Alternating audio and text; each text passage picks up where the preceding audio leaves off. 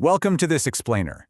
If you're the kind of person who really wants to understand the bleeding edge of technological advancement, and more importantly, where the job markets of tomorrow are actually heading, well, you're in exactly the right place. Today, we're taking a highly structured, deep dive into the future of the quantum workforce. We'll be unpacking some vital, honestly game-changing insights from a fascinating new piece of research titled Program-Level Curriculum Analysis of U.S. Quantum Master's Degrees. This is by researchers Kishimo, Holt, and Talal, and it asks a fundamental question about how we're preparing the next generation of scientists and engineers. And trust me, the answers they found, they have massive implications for our technological future. Okay, let's dive into this. Who is actually going to build the quantum future?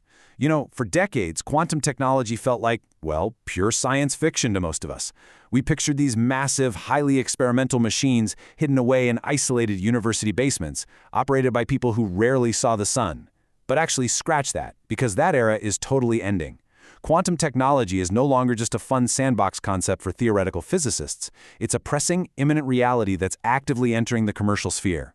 And that sudden shift creates an immediate, highly practical problem for us.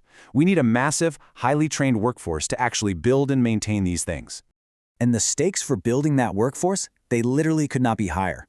Quantum technology is now explicitly recognized as a top strategic priority for the United States. It's viewed as this foundational pillar for future economic competitiveness, national security, and just broader technological innovation across the board. The nations that successfully harness and scale quantum computing, sensing, and communication, they're the ones who will fundamentally define the economic and security landscapes of the 21st century. So this isn't just about getting slightly faster computers. It's about absolute global strategic advantage. All right, Section 1, the quantum tech race. We are moving at breakneck speed right now. The global race isn't just about discovering new, quirky quantum properties anymore. It's about execution. Listen to this powerful quote directly from the researchers. Quantum systems transition from research prototypes to deployable technologies. This represents a monumental pivot in the life cycle of any new tech. We're actively taking quantum out of the lab and trying to deploy it in the real world. But here's the catch, and it's a big one. You can have the absolute most advanced prototype on Earth, but if you don't have the engineers, software developers, and technicians who actually know how to deploy, debug, and scale it, well, that prototype just stays a prototype. You desperately need a workforce ready to handle deployable systems. Moving on to Section 2, the workforce skill gap. So, the real bottleneck in the quantum race, it isn't just hardware or funding anymore. It's human capital. We really need to zoom in on a central problem here.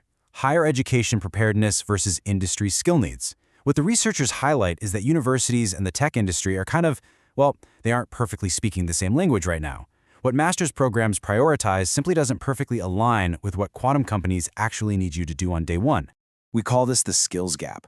The study defines it super clearly as the misalignment between the capabilities taught to the quantum workforce and the documented expectations of the industry.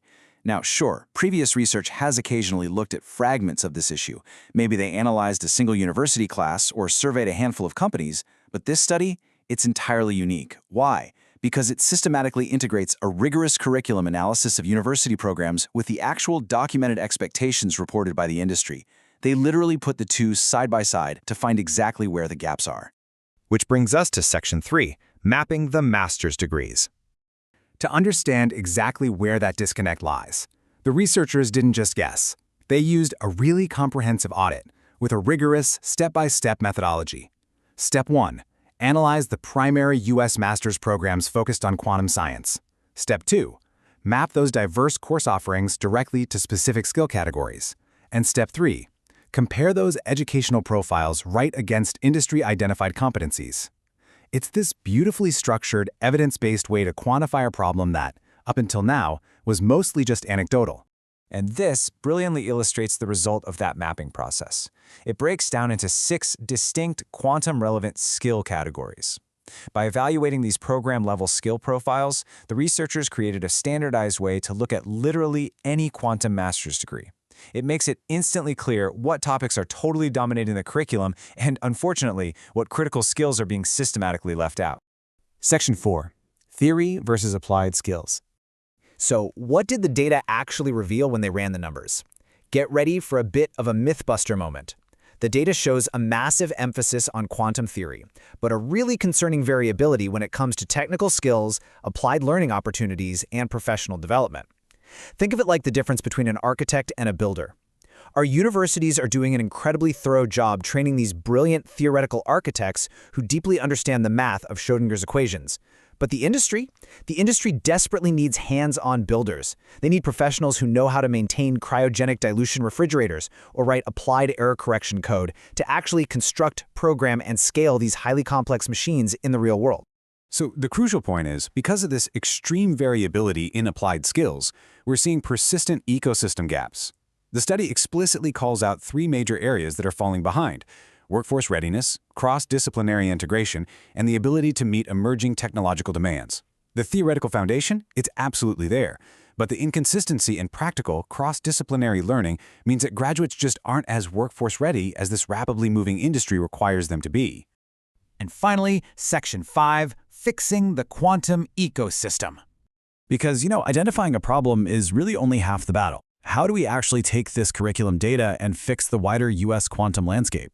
Fortunately, this study provides a very clear roadmap with 3 major solutions. First, it offers a scalable framework for continuously evaluating programs as the tech evolves. Second, it gives universities evidence-based insights so they can actively go in and redesign their curriculums. And third, it provides direct, data-backed guidance for national workforce policy. Essentially, it acts as the ultimate bridge between educational design and high-level industry strategy. Ultimately, the big goal here is an aligned U.S. quantum ecosystem. And listen, if you're a focused learner looking to enter the advanced tech workforce in the coming years, this matters immensely to you. The alignment between what your degree program teaches you and what the industry actually demands is exactly what's going to dictate your future success. You want to ensure that your education isn't just theoretical, but that it actually arms you with the applied, deployable skills that companies are desperately hunting for right now. Which leaves us with one massive, provocative question to ponder. Will our education system actually evolve fast enough to win the quantum race?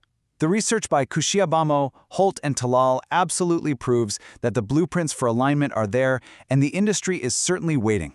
But closing this skills gap rapidly and effectively, that's what will truly determine who leads the next century of global technological innovation.